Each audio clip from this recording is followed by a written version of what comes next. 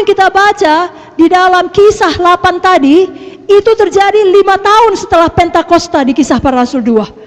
Kalau saudara buka Kisah Para Rasul 10, cerita mengenai Cornelius dan keluarganya yang penuh Roh Kudus, itu terjadi 10 tahun setelah Pentakosta di Kisah Para Rasul 2. Dan yang terakhir tadi dalam Kisah 19 itu terjadi 25 tahun setelah Pentakosta di Kisah Para Rasul 2. Dengan kata lain, itu terjadi terus menerus sampai sekarang ini pencurahan Roh Kudus masih berlangsung. Saya tanya saudara, bersemangat penuh Roh Kudus?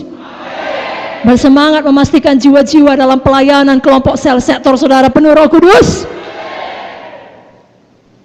Supaya semua menyadari ada pribadi yang hidup di dalamnya, yang mengajari, yang menolong, yang menghibur, roh kebenaran. Amin saudara. Betul saudaraku, untuk sampai ke sorga kita hanya perlu selamat, hanya perlu lahir baru, yakni bertobat dan percaya atas pengampunan dosa kita oleh penebusan darah Yesus. Tapi supaya kita bisa hidup menang di dunia ini, kita perlu baptisan air dan baptisan Roh Kudus.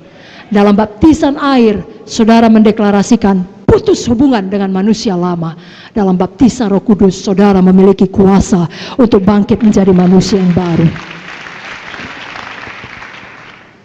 Ayat yang paling disukai Bapak Founder, Kisah 1 ayat 8, saudaraku, kuasa yang diberikan oleh Roh Kudus. Mari kita baca sama-sama Kisah 1 ayat 8.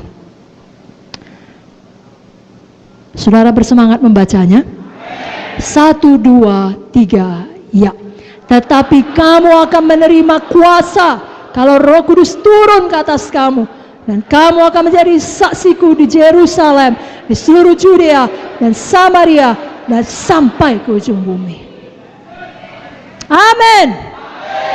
Saudara bukan hanya menjadi saksi dari mulut saudara, tapi dari hidup saudara.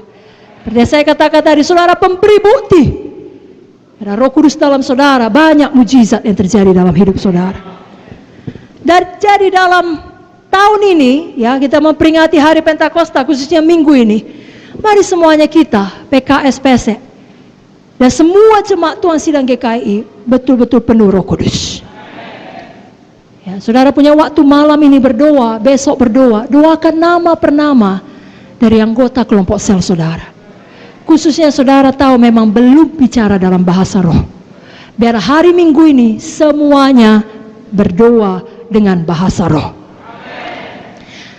Saya akan berikan ya beberapa perkara mengenai berdoa dengan bahasa roh itu penting. Kenapa? Yang pertama, kasih saya waktu 5-10 menit dan kita akan mempraktekkannya. Amin saudara. Yang pertama, berdoa dalam bahasa roh itu seturut dengan firman Tuhan. Jadi itu ada di Alkitab, ya, saya ambil dari 1 Korintus 14 ayat 2. Siapa yang berkata-kata dengan bahasa roh tidak berkata-kata kepada manusia tetapi kepada Allah. Sebab tidak ada seorang pun yang mengerti bahasanya, oleh roh ia mengucapkan hal-hal yang rahasia. Ayat 14-15, 1 Korintus 14. Jika aku berdoa dengan bahasa roh, rohku yang berdoa, tapi akal budiku tidak turut berdoa. Jadi apa yang harus kubuat? Aku akan berdoa dengan rohku, tapi aku berdoa juga dengan akal budiku. Aku akan menyanyi dan memuji dengan rohku, tapi aku akan menyanyi dan memuji juga dengan akal budiku. Dalam 1 Korintus 14 ayat 18 dikatakan, aku mengucap syukur kepada Allah bahwa aku berkata-kata dengan bahasa roh lebih daripada kamu semua. Paulus yang mengatakannya, dia rasul yang sangat luar biasa. Tulisannya luar biasa, memberkati kita sampai sekarang ini, itu diilhami oleh Roh Kudus. Dan jelas dikatakan, jangan melarang orang berkata-kata dengan bahasa roh. 1 Korintus 14 ayat 39. Karena itu saudara-saudaraku, usahakanlah dirimu untuk memperoleh karunia untuk bernubuat, dan janganlah melarang orang yang berkata-kata dengan bahasa roh. Jadi kalau ada jiwa saudara lain yang berkata bahasa roh itu aneh, katakan tidak aneh. Paulus tidak aneh. Kenapa? Karena memang Roh Kudus sendiri tidak aneh. Lalu katakan pada dia, saya kan tidak aneh. Kita semua tidak aneh. Justru kita berdoa dengan bahasa roh akan menjadi pribadi yang lebih baik, pribadi dengan karakter Yesus. Berdoa dengan bahasa roh yang kedua itu membangun diri kita. 1 Korintus 14 ayat 4. Siapa berkata-kata dengan bahasa roh, ia membangun dirinya sendiri. Siapa yang tidak mau membangun dirinya? Tidak ada kan?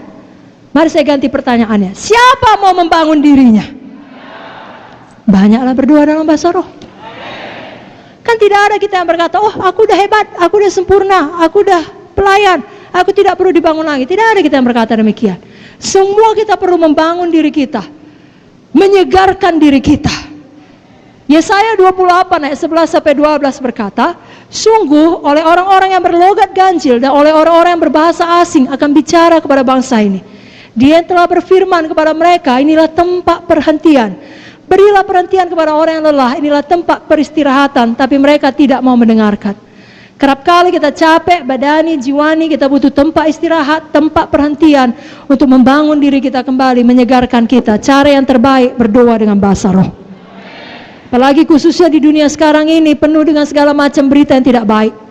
Maka dapat menjadi berita yang menakutkan, mengerikan, dan mengancam. Dunia penuh dengan persoalan, kesedihan. Tempat peristirahatan sejati adalah dalam persekutuan kita dengan Tuhan, bicara rahasia dengan doa bahasa roh.